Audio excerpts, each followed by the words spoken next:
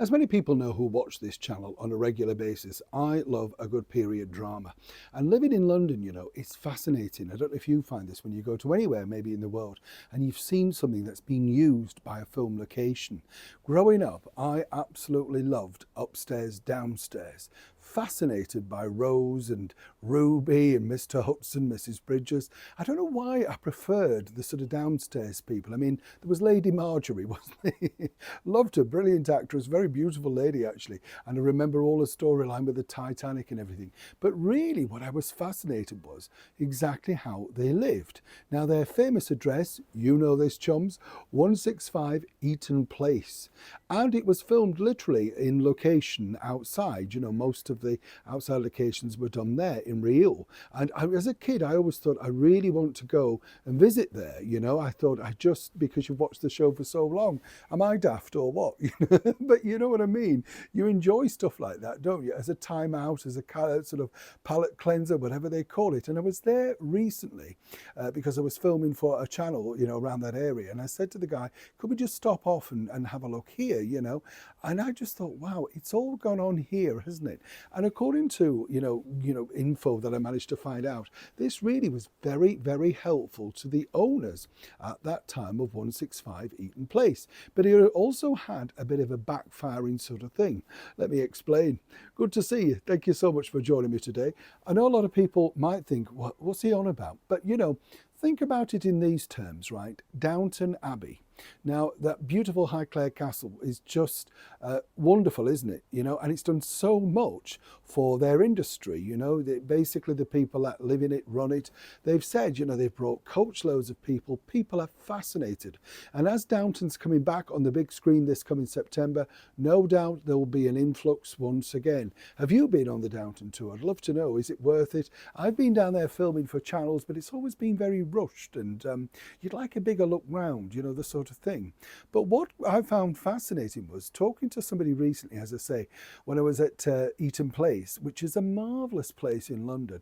Joan Collins, I think, lives quite near there, Belgravia area, and Andrew Lloyd Webber used to have a flat there. I remember going to a meeting to his house to see if he would allow us to use one of his songs in a dance track. Yes, it's funny what you remember, isn't it, when you get talking to each other.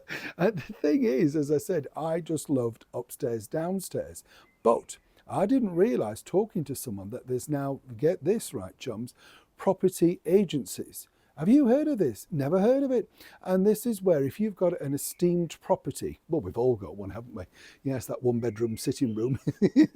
No doubt a period drama will be banging on your door. But apparently, if you have a property, literally, you could be making thousands. And if it's a reoccurring series, it could go into the millions. Oh, yeah. Places like Whitehall Court in London's SW1 appeared in the 2021 James Bond epic No Time to Die.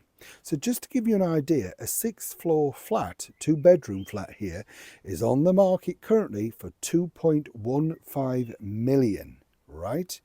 Absolutely. But other places, of course, that go incredibly well, and people forget this, it can just be the front door, that they may use for a particular place. So, the infamous sort of black door of 10 Downing Street is not the real door, as many people know.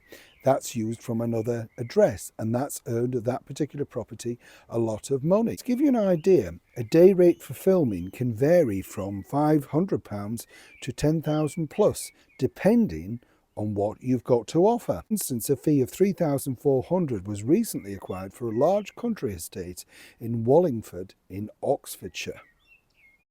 Now, the reason why I'm sharing this information is not because, of course, I know we're all rich and we've all got massive houses, but talking to this person, they said, don't underestimate exactly whether your house could be useful or not. It doesn't have to be a mansion, it doesn't have to be Eaton Place.